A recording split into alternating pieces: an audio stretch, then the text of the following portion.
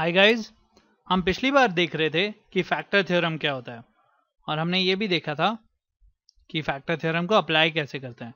लेकिन आज हम देखेंगे कि किसी भी पॉलिनोमियल को हम कैसे फैक्टराइज कर सकते हैं using the factor theorem, right.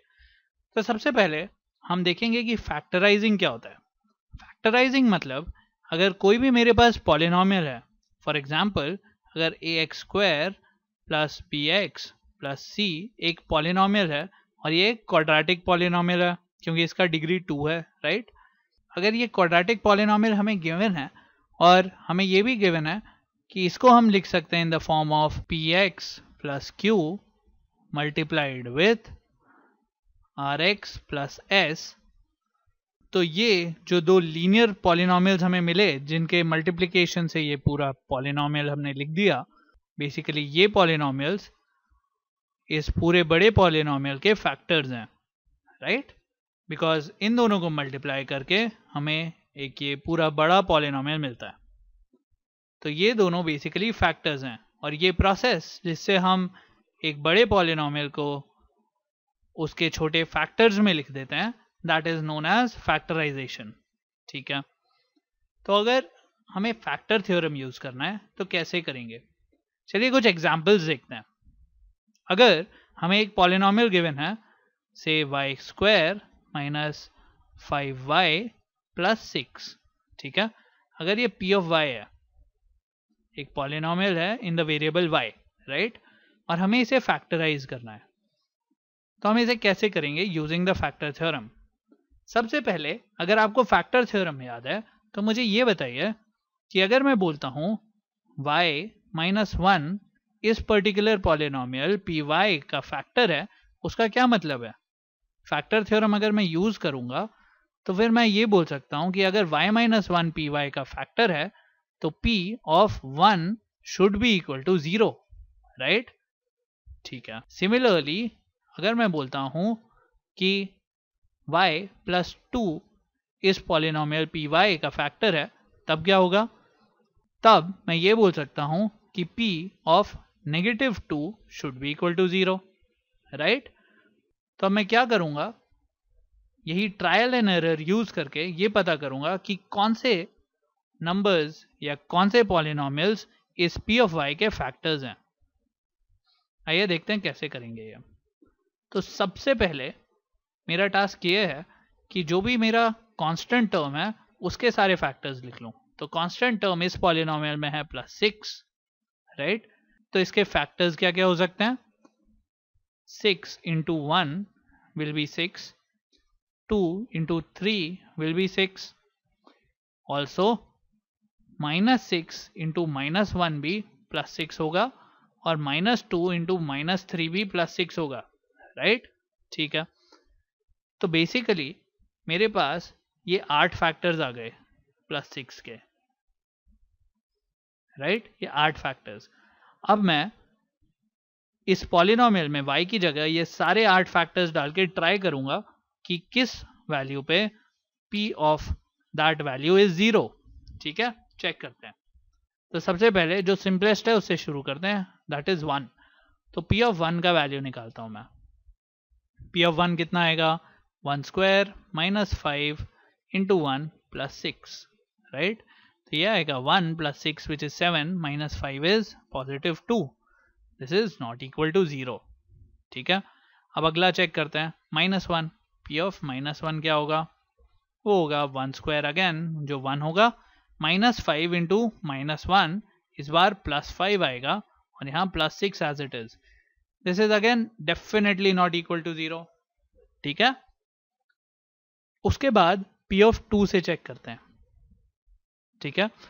तो अगर p ऑफ 2 होगा तो y की जगह मुझे 2 डालना है, मतलब 2² माइनस 5 इंटू 2 प्लस 6, राइट। ये कितना होगा, 4 माइनस 10 प्लस 6, ये बैठेगा 0। तो अगर p ऑफ 2 0 है उसका क्या मतलब है, दिस इंप्लाइज कि y minus 2 is a factor, ठीक है।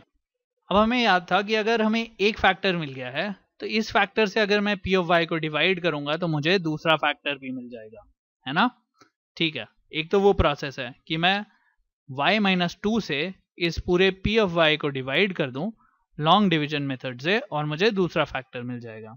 ठीक है, दूसरा और कुछ भी ट्राई करते हैं। नेक्स्ट हम देखते हैं कि p ऑफ -3 क्या होता है।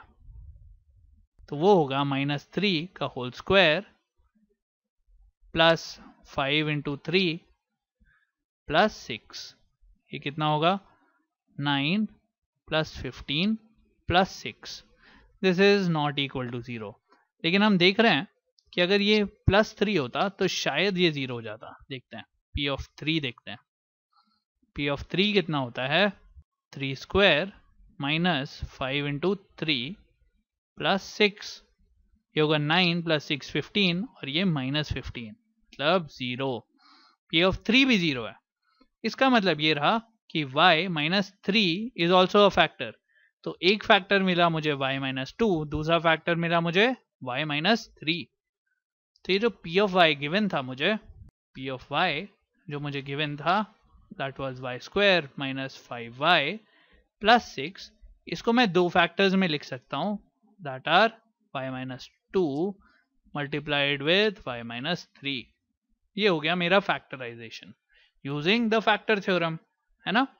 चलिए एक और एग्जांपल देखते हैं जल्दी से। अगर इस बार मुझे कोई पॉलिनोमियल गिवन है p ऑफ x, तो मैं बोलता हूं कि p ऑफ x मुझे गिवन है equal to 3/2 x square plus 3/2 x minus 3। ठीक है, अगर ये पॉलिनोमियल मुझे गिवन है तो मैं इसका क्या कर सकता हूँ, मुझे फैक्टर थ्योरम अप्लाई करना है ऑफ कोर्स, है ना। तो सबसे पहले इस x स्क्वायर का कोएफिशिएंट मैं 1 बना लेता हूँ। वो कैसे होगा, मैं 3/2 को अगर कॉमन ले लूँ तो मेरे पास x स्क्वायर का कोएफिशिएंट 1 आ जाएगा, राइट। तो अंदर बचेगा x स्क्वायर प्लस x, क्योंकि ये 3/2 एज इट इज बाहर आ जाएगा। और अगर मैंने -3 में से 3/2 कॉमन लिया तो मेरे पास अंदर बचेगा -2। ठीक है, अब मेरे पास ये एक पॉलिनोमियल है जिसका x स्क्वायर का कोएफिशिएंट 1 है। अब मैं इसको फैक्टराइज कर सकता हूँ यूजिंग द फैक्टर थ्योरम। ठीक है, तो अब मैं -2 के फैक्टर्स लिख लेता हूँ।